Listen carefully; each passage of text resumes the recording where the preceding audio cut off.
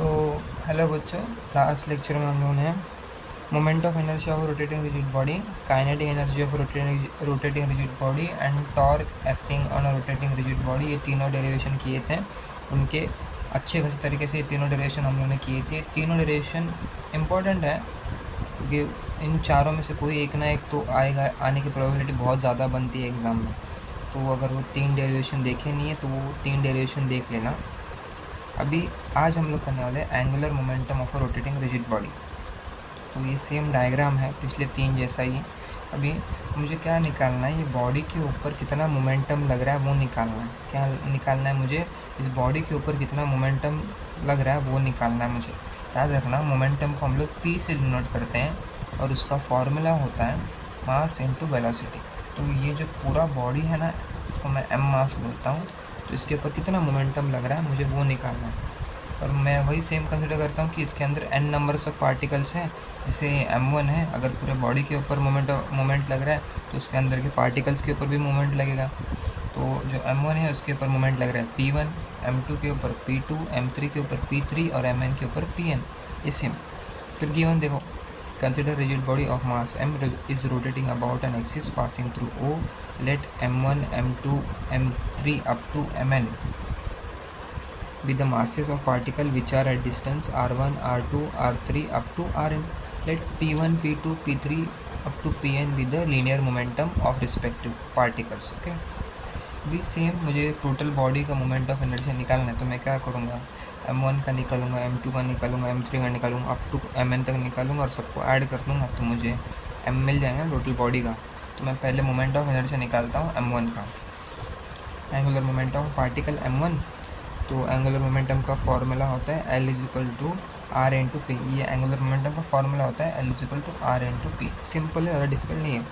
तो यहाँ पे m1 के लिए डिस्टेंस क्या है, r1 है, और उसके लिए मोमेंटम क्या है, p1 है। तो यहाँ पे क्या है, r1 क्रॉस p1, फिर से क्रॉस प्रोडक्ट है तो साइन थीटा आएगा, r1 p1 sine theta.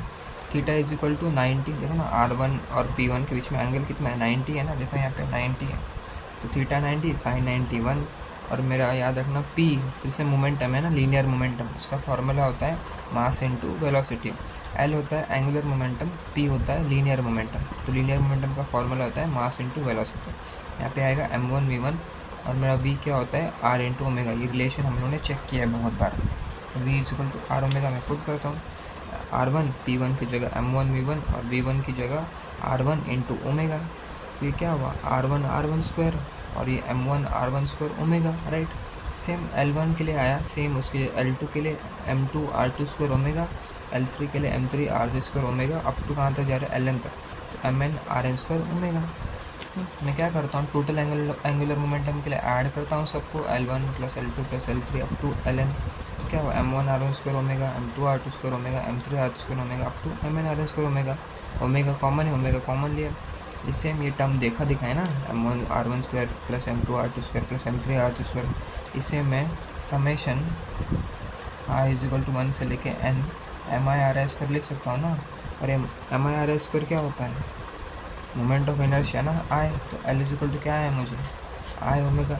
Simple. तो ये चार डेरिवेशन हो गए। ये डेरिवेशन चारों के चारों देख लेना एक बार, डिफ़िकल्ट नहीं है ये। अभी हम लोग चेक करते हैं principle of conservation of angular momentum. Simple.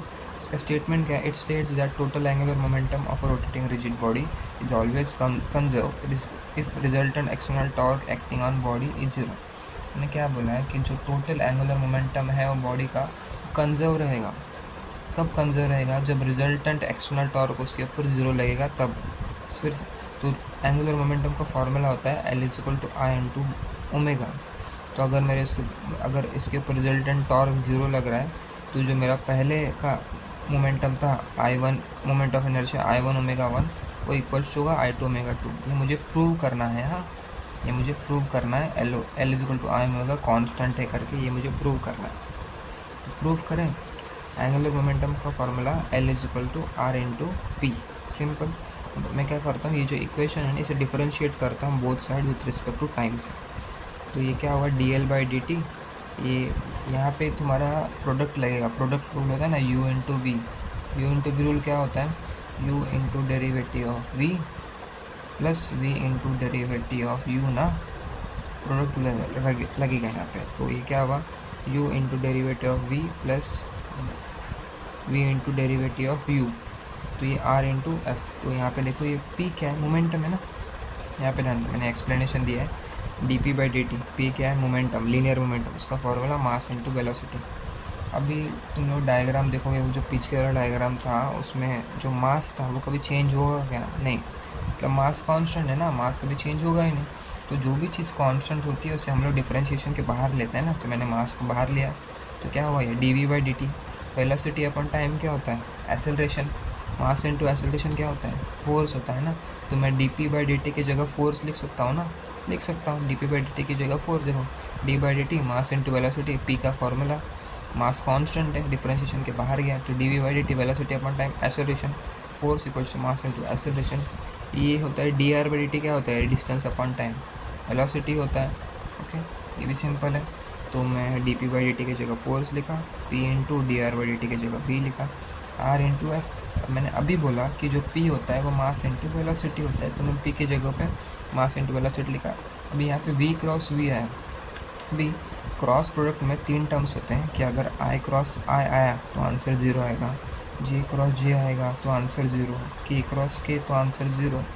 तो वैसे जहाँ देखो दोनों सेम हैं तो आंसर 0 आएगा। तो यहाँ पे भी देखो v क्रॉस v है ना, मतलब अगर मैं मान लेता हूँ वेलोसिटी, ये वाला वेलोसिटी एक्स एक्सिस पे और ये भी एक्स एक्सिस पे, तो अगर मैं आई क्रॉस आई करूँ तो आंसर 0 आ रहा है ना, तो v क्रॉस v करूँगा तो भी आंसर मुझे क्या आएगा, 0 ही आएगा।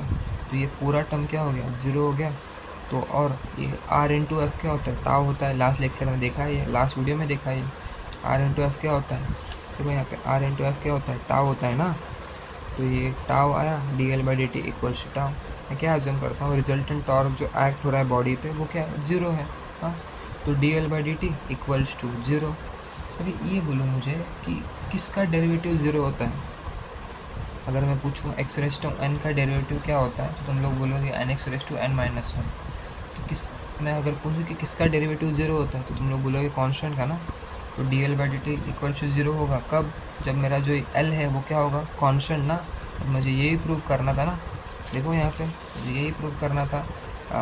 It state that total angular momentum of rotating body is always conserve if resultant external torque acting on the body is 0। तो यहाँ पे मेरा एल क्या है, कॉन्स्टेंट है ना, अगर रिजल्टेंट टॉर्क 0 है तो यहाँ पे देखो मुझे फिर से एल कॉन्स्टेंट मिला, तो मैं एल इक्वल्स लिख सकता हूँ आई ओमेगा। अगर ये एल कांस्टेंट है तो ये इनिशियल और फाइनल दोनों सेम, दोनों पोजीशन पे सेम ही रहेगा।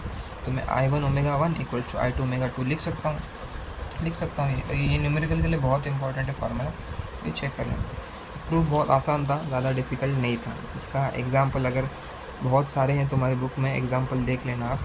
डेरिवेशन बहुत आसान था। अगर ये डेरिवेशन तुम लोग को समझा होगा या कंटेंट थोड़ा भी वैल्यूबल लगा होगा तो वीडियो को वही सेम लाइक कर देना, चैनल को सब्सक्राइब कर देना।